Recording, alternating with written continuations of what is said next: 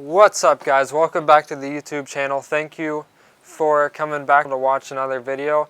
Your guys' support really is what makes these videos happen. I wouldn't be making them if you guys didn't watch them and enjoy them. Anyway, today I'm going to be doing something that has been needed to be done for a long time now. I'm going to be giving this bike more ground clearance, making it worthy of the name Scrambler, and I'm really going to be making this thing more capable of off-road, and I'm going to be doing all this by raising the exhaust up a little bit. I have the Mach 4-in-1 exhaust pipes on this bike, and I've had a lot of people comment and tell me that I should have went with the up-high Scrambler style pipes, but to be honest, I really couldn't even find those anywhere online for this bike. So I had to pick the Mach 4-in-1. Also, I picked them because they looked nice and they sound nice. I really like how they sound. But the only thing I don't like about them is that they hang like about this low under the oil pan. It's really not good for a scrambler. Sometimes I'd even scrub the bottom of the pipes just leaving my driveway, going over the curb. So obviously I need to do something about this, make this bike more capable for off-road, going over things and obstacles, because that's what this bike's made for. Anyway, guys, let's go ahead and get into this video. I've got a really crazy plan on how I'm going to do this. You guys are either going to love it or hate it, and let's get these pipes raised up. Hope you guys enjoy it. Not even 5 inches of ground clearance. Terrible. Time to take off the muffler. That was easy? Okay, I'll start it.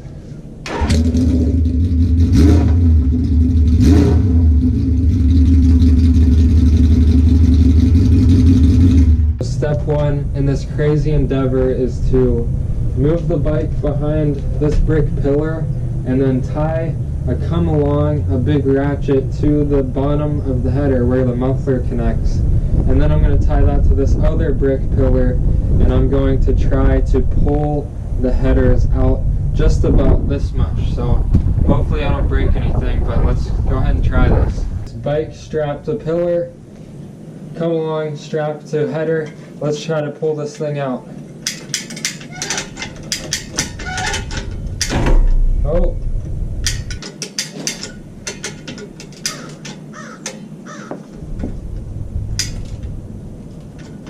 This is insane.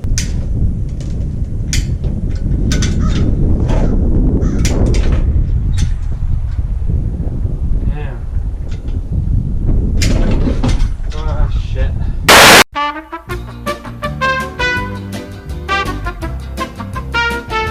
So it's pretty obvious that what I was doing before was not working. So anyway, guys, I have a whole new plan. I'm going to actually cut these 3 pipes. Then I'm going to leave this one, loosen up the bolts, pull it out, and then once I get this one lined up, I'm going to cut that one as well, and then make them all parallel again, how they were before. Not parallel, because these are kind of V'd, and then these are kind of V'd, but I'm going to make them line up with the pipes again, and then I'm going to cut about 1 inch off of each one, put the sleeves on, tack weld them into place, and then I'm going to take them all the way off, weld them completely around, get a good seal, and that should do it for this part.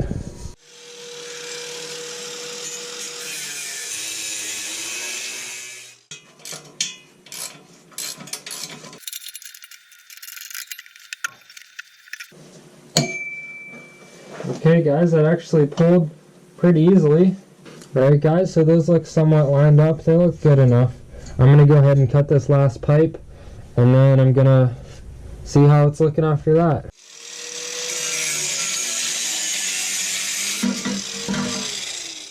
Now that I've got these cut off, it's time to cut a certain amount off of each one. I don't really know how much I'm going to have to cut off of each one.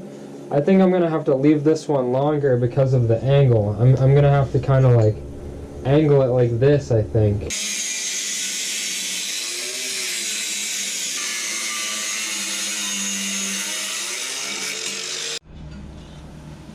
Alright, guys, so I've got this pipe cut. I ended up cutting a lot more off of it than I thought I would. I cut like 6 inches or so. But anyways, it fits pretty good now. And now I have come to the realization that I'm going to have to bend these pipes back.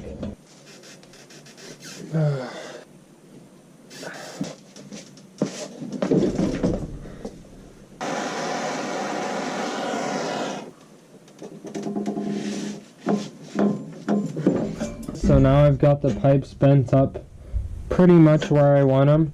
So now I'm just going to have to cut each one. This one I'm going to cut it right here, and then this one there. And then on this last one I only have to cut just a tiny bit off of it.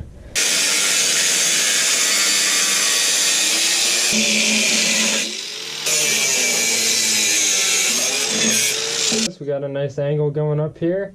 So next I've got this big piece of pipe that fits over the exhaust pipes. I'm going to use this to sleeve weld the exhaust pipes, and that's when you have two pipes you want to weld together. You have a bigger one, you put that over the seam that you want sealed up, and then you weld both of the top and the bottom of the sleeve, and that's easier to get a good seal, especially when you have stuff going up at different angles like I do. It really makes it a lot easier. So now I have to cut it into 4 equal pieces, and I'm going to be cutting it with this angle grinder I've been using throughout the video. And to get an accurate straight cut, I'm going to put a hose clamp around the pipe, and I'm going to cut along the hose clamp, use it as a guide.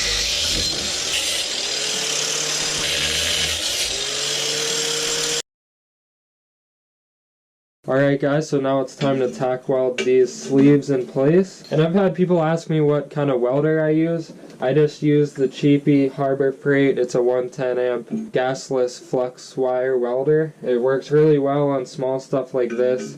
On bigger stuff like welding frames, I have noticed it doesn't do that great.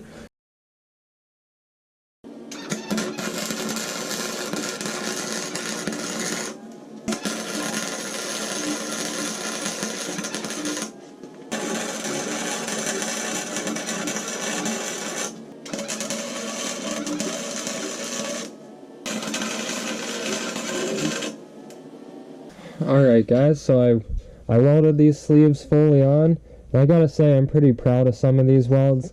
I did say some of them. I know they're ugly some spots. I'm gonna probably have to grind them, clean them up a bit.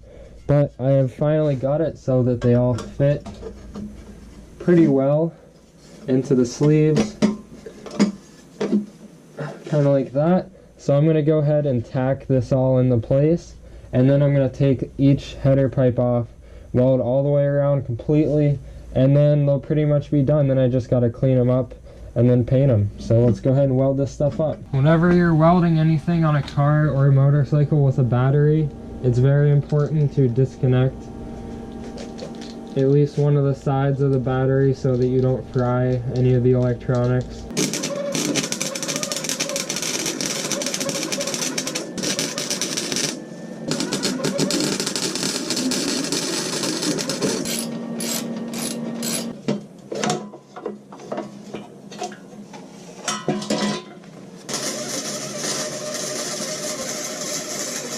Ooh, got heavy. Alright guys, the welding is all done.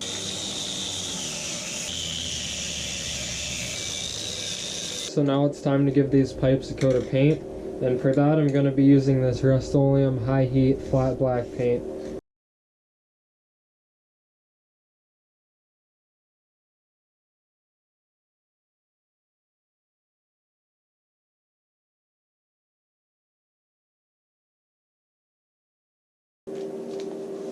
Alright guys, I think that's good enough for the first coat. I gotta get out of here before I get too high from the fumes. Peace out.